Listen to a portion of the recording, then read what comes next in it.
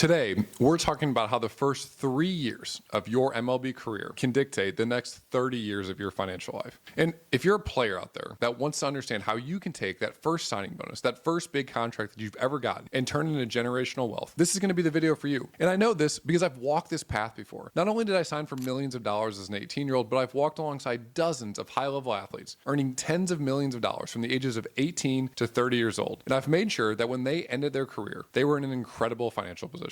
But here's the thing that most athletes miss. We get one shot to do this right, one opportunity. It isn't like your parents where you make money at 40, 50, 60 years old. And as you start to make that money, you've made some mistakes along the way. So a mistake in your financial life is kind of like stubbing your toe. No.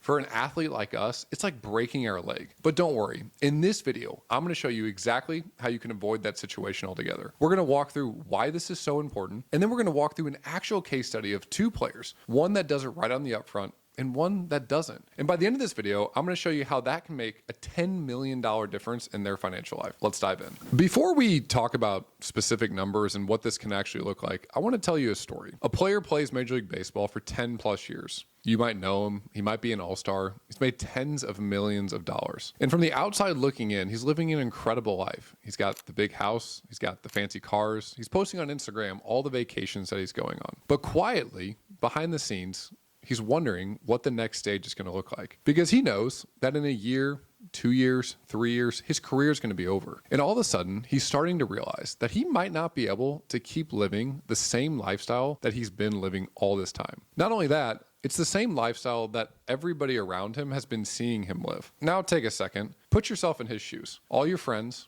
all your family, all your fans know you as this person, the guy with the big house, the guy with the nice cars, the guy with the fancy vacations, the guy with everything.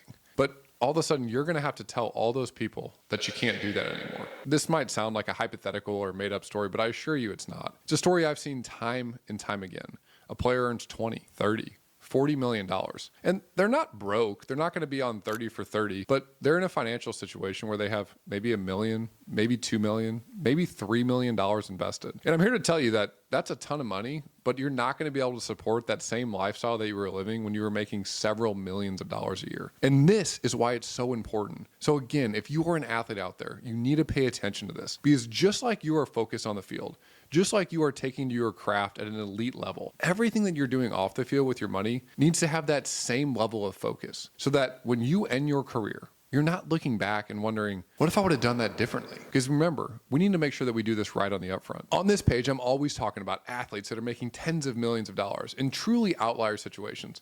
But we help tons of people with their money. And I want you to take a look at the Moment Money Quiz. If you're somebody out there that wants to understand how they can get better with their money in 2 minutes or less, this is a great starting point. So click the link, take the quiz, it's completely free. Now, to take that story that I talked about and put it into real numbers, let's walk through a case study. We have two players. We have Sam and we have Trey. They both made $4 million on their first contract. So after agent fees, after taxes, after one reward purchase like a car, they both have $2 million left. We just cut it in 50%, which is about what you're going to end up with. And Sam decides he's going to invest all of his money, all $2 million. He's going to put it away. It's not like he's going to forget about it, but he's going to know that this is his long-term wealth. And Trey, on the other hand, is going to say, well, I know I have my $2 million, but there's some other things I want to do. I want to build my lifestyle up, so my monthly spending is going to be quite a bit higher. I need to have more money in cash. I'm going to go out and I'm going to buy a house tomorrow, even though I don't really need one and I could be renting. I'm going to go out and buy a couple other people in my family cars. And when I get to the off season, I'm going to buy some additional toys, go on vacations,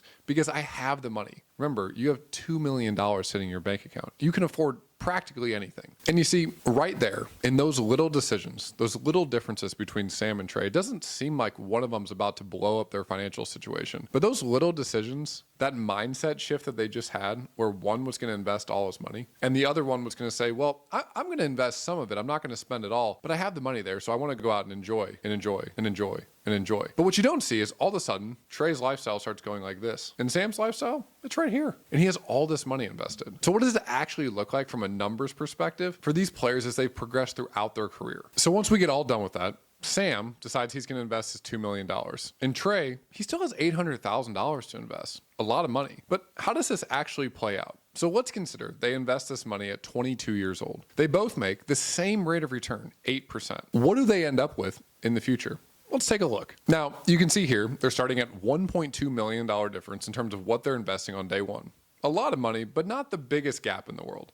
But let's extrapolate this out a bit. By the time they're 30 years old, Sam has $3.7 million invested. And Trey, he has $1.4 million invested. Now, again, $1.4 million is a ton of money. But let's go back to my original statement that this might be the last big check that you ever earn from baseball. So if you have the opportunity set to create generational wealth for the next 30 years of your life, we need to take advantage of it in a way that Trey is not doing, but Sam is doing. Let's take a look at what it looks like at age 40. All of a sudden, Sam is starting to really expand the gap. He has $8 million invested versus Trey, he has $3 million.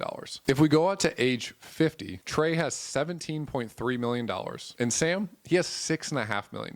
Now, you might be asking yourself, how on earth did this gap all of a sudden get so wide? And the truth of the matter is, a baseball player, a professional athlete, has one superpower when it comes to money. They have time on their side, and they have an incredible amount of time to let this money grow and continue to compound. Do some math with me together. If we're a player, and we earn $2 million to have invested in the market, and it doubles every 10 years. $2 million turns into $4 million. That's a big move. But the next double goes from 4 to 8, and the next double goes from 8 to 16, and the next double goes from 16 to 32. You see how having time on your side and letting you continue to double the money all of a sudden makes a massive difference with what you end up with at 30, 40, 50 years old. At the beginning of this video, I mentioned that the first 3 years set the stage for the next 30 years. And I think this example of Sam and Trey really point that out. It's not that Trey has no money, but it's that he's not going to be able to keep living the lifestyle that he was living when he was playing. Because remember, in his first year alone, he spent $1.2 million of what he made. And now we're assuming that he corrected course and invested the other $800,000. But the fact of the matter is, what I often see from players is if they don't nail the first year, the second year becomes worse, the third year becomes worse. Now, Trey might be able to save himself and get to the big leagues and sign the big contract and then be able to course correct. But we can't do that as an athlete. We have to be treating every single dollar like it could be our last dollar that we ever make. And that is why I always preach the first 3 years, they matter so much more than you realize. Because it's not just from the tactical standpoint in terms of what retirement accounts and the tax planning moves that we make and how we invest the money. It's the foundation that we set for ourselves with our money. It's what we tell ourselves in terms of, can we buy that? Can we afford that? Should we buy that? Should we spend the money on that? It's where you start to establish all the habits that are going to carry you through whether you make $4 million total in your career or you make $400 million.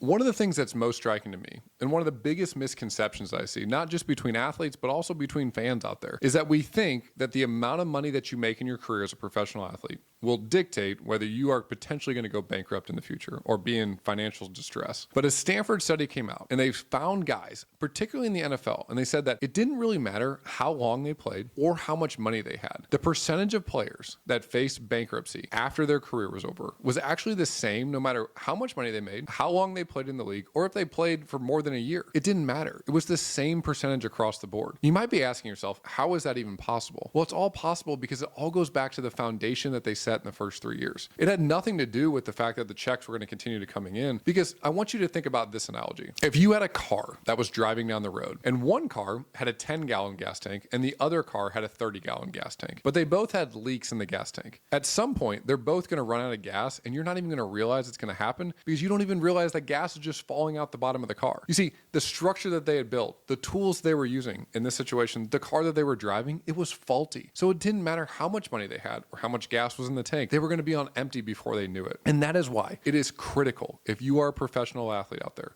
particularly a professional baseball player in this case, you got to nail the first 3 years because it will carry you through the next 30. And look, if you're a player out there and you want to make sure that you nail the first 3 years, you want to make sure that when that first big paycheck comes in, you don't squander it and that you do it all right on the upfront. Take a look at our team, Moment Private Wealth. You can check us out at momentprivatewealth.com. We specialize in helping athletes as they walk through this exact situation that we're talking about. Make sure that they get done with their career and they're not looking back saying, I wish I would have done that differently. And as always, my goal with this channel is simple. It's to help you get smarter with your money. Until next time, my friends.